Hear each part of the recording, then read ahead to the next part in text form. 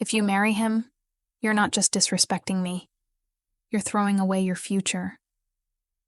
Those words echoed in my mind as I stood in the bridal suite, adjusting my veil for the 100th time.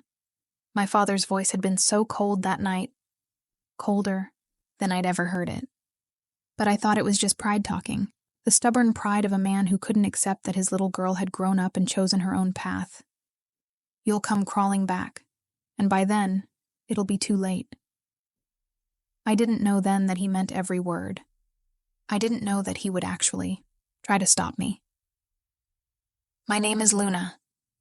I'm 28 years old, and I've always been the kind of person who believes the best in people, even when they don't deserve it. I grew up in a house where love came with conditions, where approval had to be earned through perfect grades, perfect behavior, perfect silence, where my father's word was law, and questioning it meant disappointment that could stretch for weeks, cold shoulders at dinner, conversations that stopped. When I walked into rooms, the heavy weight of his disapproval filling every corner of our home. I learned early how to be small, how to make myself invisible when the tension got thick, how to smile and nod and keep the peace, even when my heart was screaming. I became an expert at reading his moods, the tight set of his jaw that meant I should disappear to my room, the way his coffee cup hit the table just a little too hard when he was building toward an explosion. But I also learned something else. I learned that real love doesn't ask you to shrink. Real love doesn't demand you choose between happiness and loyalty. Real love doesn't keep score or hold grudges or punish you for being human. That's why I fell for James. He was the first person who ever looked at me and saw someone worth fighting for. Not someone who needed to be fixed or controlled or improved. Just me, exactly as I was, with my anxious habits and my need to apologize for everything and my tendency to cry during commercials. We met at a coffee shop on a Tuesday morning when I was running late for work. I'd ordered my usual vanilla latte with oat milk, and somehow managed to trip over absolutely nothing, sending my coffee flying across the floor. I was mortified, apologizing to everyone within a 10-foot radius, when this man with kind brown eyes and the softest smile handed me his napkins. "Happens to the best of us," he said. And something about the way he said it, without judgment, without making me feel stupid, made me look up at him properly for the first time. 3 years later, he proposed at that same coffee shop, getting down on one knee right where I'd spilled my latte, with a ring he'd been saving for months to buy. When I told my family I was getting married, I thought they'd be happy for me. I thought my father would see what I saw. A man who loved his daughter enough to build a life with her. I was wrong. Those words, his warning, echoed in my mind the night before my wedding. I thought it was just pride talking. The stubborn pride of a man who couldn't accept that his little girl had grown up and chosen her own path. I didn't know then that he meant every word. I didn't know that he would actually try to stop me. The music started. That soft, dreamy melody James and I had chosen together. Canon in D, the same song my grandmother had walked down the aisle to 60 years ago. I could hear the guests shifting.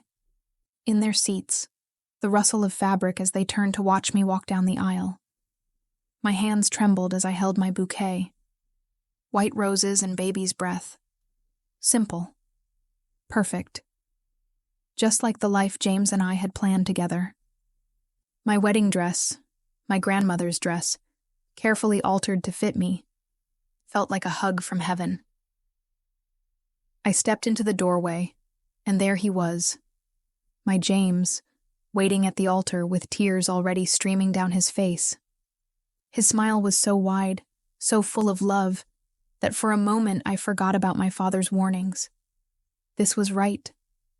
This was my choice. This was my happiness. My mother caught my eye from the front row and pressed her hand to her heart, tears glistening on her cheeks.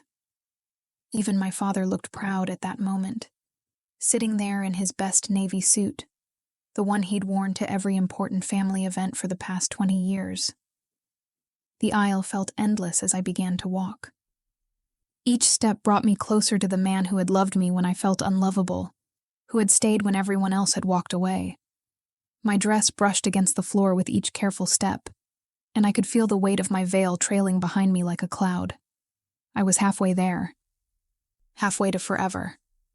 And then, just as I reached the center of the church, my father collapsed. His hands clutched at his chest. His face went white as paper.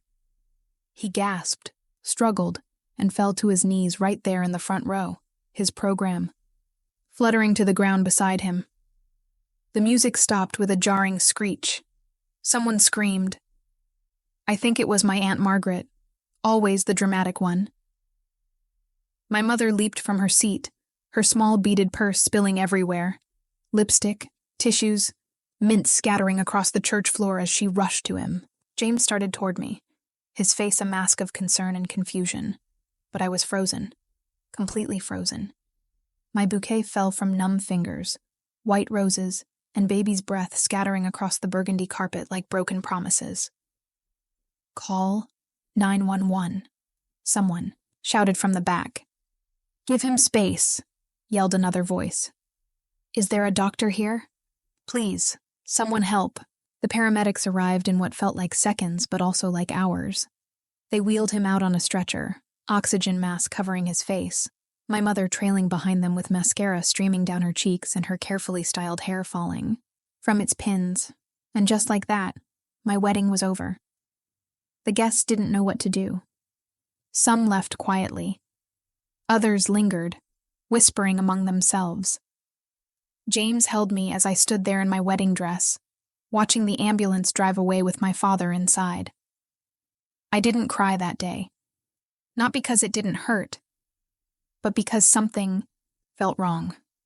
Something I couldn't name yet. The doctors said it was stress, a panic attack that mimicked the symptoms of a heart attack. They kept him overnight for observation. But he was fine. Perfectly fine. Too fine. We postponed the wedding, indefinitely. James understood. He held me when I couldn't sleep, brought me tea when I couldn't eat, and never once complained about the thousands of dollars we'd lost on the venue, the flowers, the food. We'll have our day, he whispered into my hair one night. When you're ready. But I wasn't sure I'd ever be ready again. 3 weeks later, the venue manager called. They had security footage from that day. Did we need it for insurance purposes? I almost said no, almost hung up and tried to forget the whole thing. But something made me say yes. I watched it alone in our little apartment while James was at work. I fast-forwarded through most of it. Guests arriving, the wedding party getting ready, me walking down the aisle in my grandmother's dress, and then I saw it. My father, 2 minutes after his collapse, walked through the hallway behind the church, standing upright, talking to my uncle, the same uncle who had rushed to help him during his emergency, checking his watch like he was running late for something, even adjusting his tie. He wasn't gasping. He wasn't pale. He wasn't clutching his chest. He was fine. He was talking. He was even smiling. And then, in a moment that made my blood run cold, I watched him shake my uncle's hand, like they were congratulating each other on a job well done. It had all been planned, orchestrated. My own family had conspired to destroy the most important day of my life. I watched that footage 12 times before I could accept what I was seeing. My own father had destroyed the most important day of my life because he couldn't bear to see me happy with someone he didn't approve of. I wanted to scream. I wanted to throw something. I wanted to call him and rage until my voice gave out. But I didn't. Instead, I drove to his house the next morning and knocked on the door. He answered in his bathrobe, coffee mug in hand, looking perfectly healthy. Why? I asked. Just that one word, but it carried the weight of everything. My ruined wedding, my shattered trust, the years of conditional love that had led to this moment. He didn't flinch. didn't look away, didn't even have the decency to look ashamed.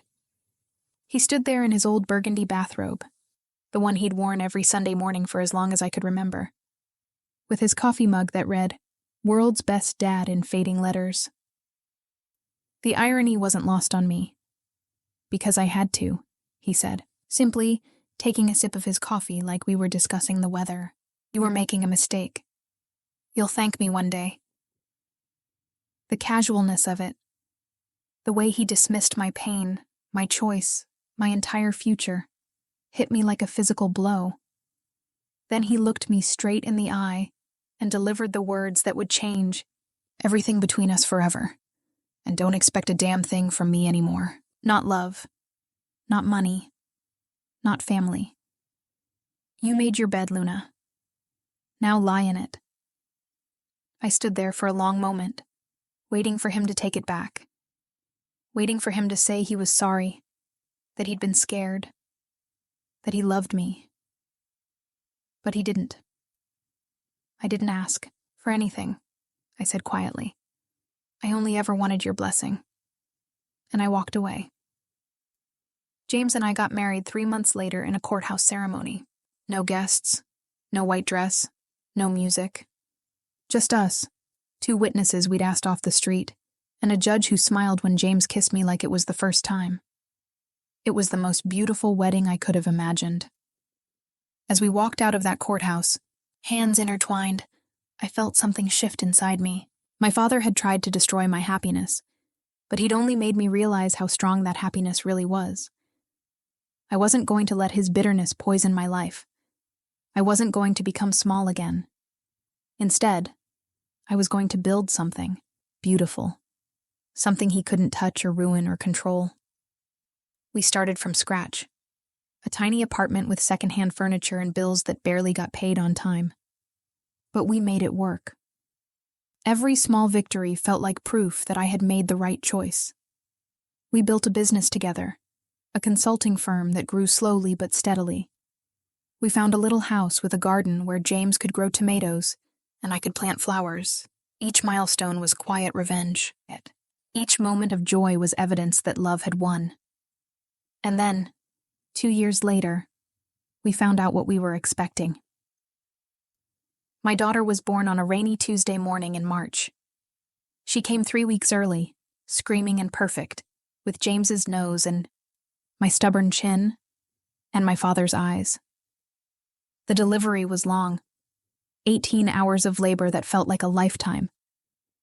But when they placed her in my arms, still wet and crying, I felt something I'd never felt before. A love so fierce it scared me. This was what my father should have felt for me. This protective, overwhelming need to see her happy and safe. But he had chosen control instead of love. Fear instead of trust. I named her Grace. Not after anyone in particular, but because that's what she represented to me. The grace I never received. Never the grace I was determined to give.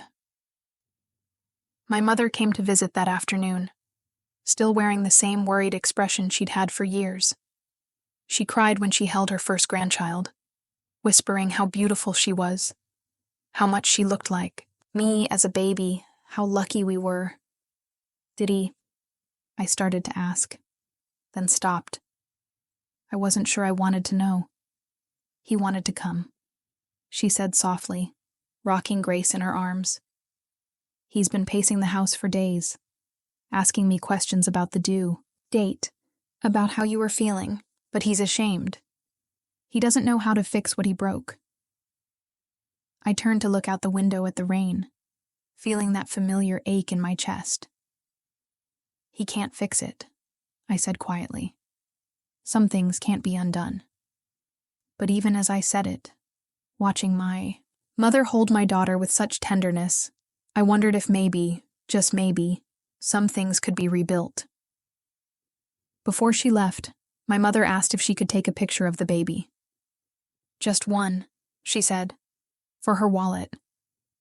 I let her take several, my daughter sleeping in my arms, wrapped in the pink blanket the nurses had given us, her tiny hand curled around my finger where my wedding ring caught the light.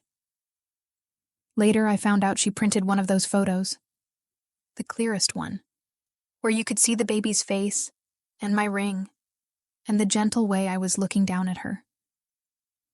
She took it home and placed it on the kitchen table where my father would see it when he came down for breakfast. He stared at it for a long time, she told me later.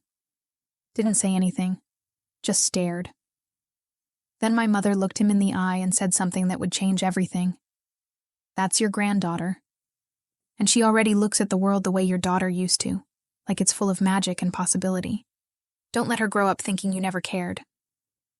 He didn't respond. But the next morning, he put on his best suit, the same one he'd worn to my wedding before he ruined it, and asked my mother for our address. It was feeding the baby when I heard the soft knock at the door. It was barely loud enough to hear, like whoever was there wasn't sure they wanted to be found. I opened the door holding my daughter, who was wrapped in a blue blanket and yawning after her feeding, and there he was. My father looked older, smaller, like all the fight had gone out of him, leaving behind just a tired man who had made terrible choices. He didn't bring flowers. He didn't smile. He didn't try to hug me. He just looked at my daughter and whispered, "She's beautiful." I nodded, not trusting my voice. Then he said the words I'd been waiting years to hear. I was wrong. About James. About you. About everything. His voice cracked a little.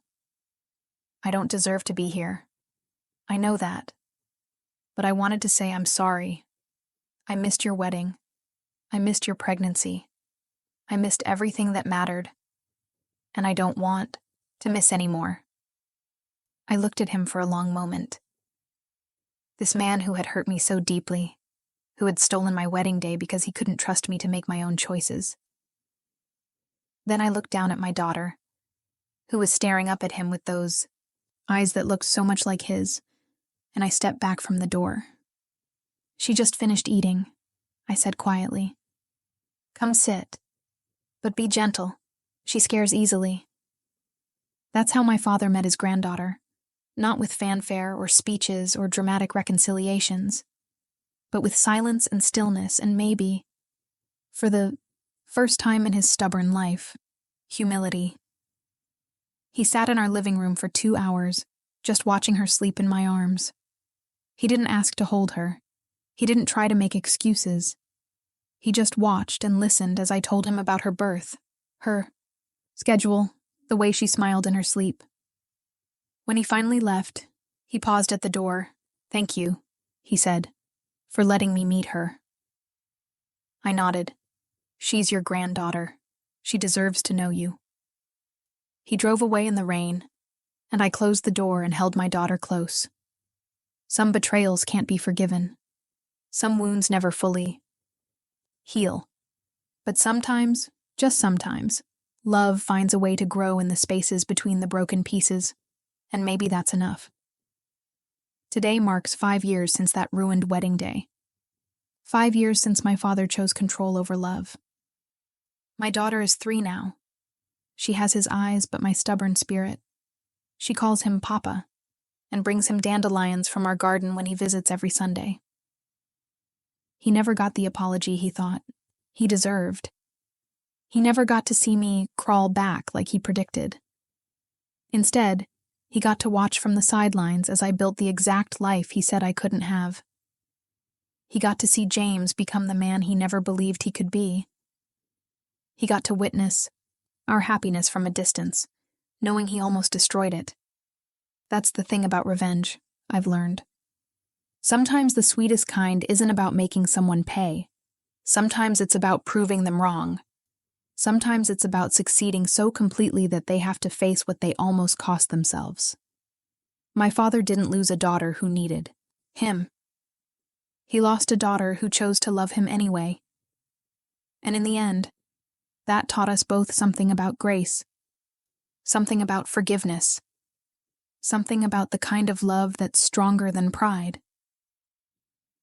My wedding day was stolen from me. But my marriage, my life, my happiness, those were mine to build, and no one could ever take them away. If this story touched your heart, please share it with someone who needs to hear that love always finds a way. Sometimes the most beautiful revenge is simply living well and choosing grace over bitterness. Remember, you are worthy of love that doesn't ask you to shrink.